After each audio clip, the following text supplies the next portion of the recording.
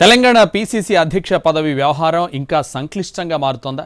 కొంతమంది కాంగ్రెస్ పెద్దలు కావాలనే ఇద్దరు గౌడ్ నేతల మధ్య మంటబెట్టి చలి కాచుకుంటున్నారా?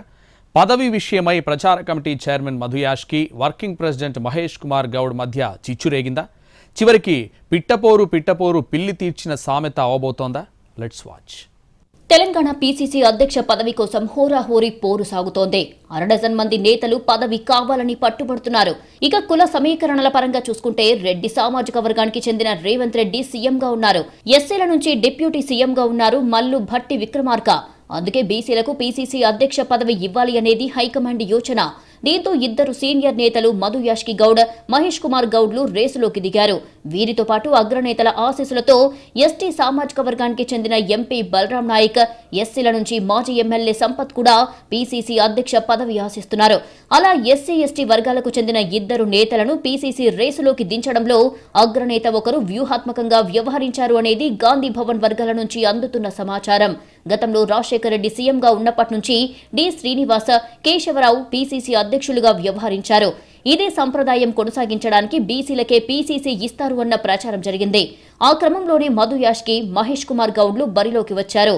అయితే ఇప్పుడు ఈ ఇద్దరిని కాకుండా మరొకరిని పీసీసీ అధ్యక్షుడి కుర్చీలో కూర్చోబెట్టాలి అని భావిస్తున్న కొంతమంది కాంగ్రెస్ పెద్దలు ఇద్దరు గౌడ్ల మధ్య మంట పెట్టారు అన్న చర్చ జరుగుతోంది రాజకీయ వర్గాల్లో. ఇద్దరిలో ఎవరో ఒకరికి పీసీసీ పీఠం దక్కే అవకాశం ఉందని చెప్పడంతో ఎవరికి వారే తమ అవకాశాల కోసం ప్రయత్నిస్తున్నారట. అలాగే అవతలి వ్యక్తి అవకాశాన్ని దెబ్బతీయడం కోసం కాంగ్రెస్ హైకమాండ్ కు పరస్పరం ఫిర్యాదులు చేసుకున్నట్టు సమాచారం. నిజామాబాద్ లో పార్టీ వ్యతిరేక కార్యకలాపాలకు పాల్పడి మహేష్ కుమార్ గౌడ్ 6 నెలలు దూరంగా ఉన్నారంటూ మధు యాష్కి హైకమాండ్ కు ఫిర్యాదు చేసినట్టు చెప్పుకుంటున్నారు. ఆ విషయం తెలుసుకున్న మహేష్ కుమార్ గౌడ్ కూడా మధు యాష్కి యూఎస్ వీసా అక్రమాలకు పాల్పడ్డారని ఢిల్లీ పెద్దలకు ఫిర్యాదు చేసినట్టుగా తెలుస్తోంది. ఇలా పీసీసీ పీఠం కోసం పోటీ పడుతున్న ఇద్దరు గౌడ్స్ పరస్పరం ఫిర్యాదులు చేసుకుంటుంటే ఇదే కావాలని కోరుకుంటున్న కొందరు ముఖ్య నేతలు చలి కాచుకుంటున్నట్లు సమాచారం. పిట్టపోరు పిల్లి తీర్చినట్లు ఇప్పుడు తెలంగాణ కాంగ్రెస్ పెద్దలు ఇద్దరు గౌడ్ల మధ్య మంట పెట్టి తమాషా చూస్తున్నారట.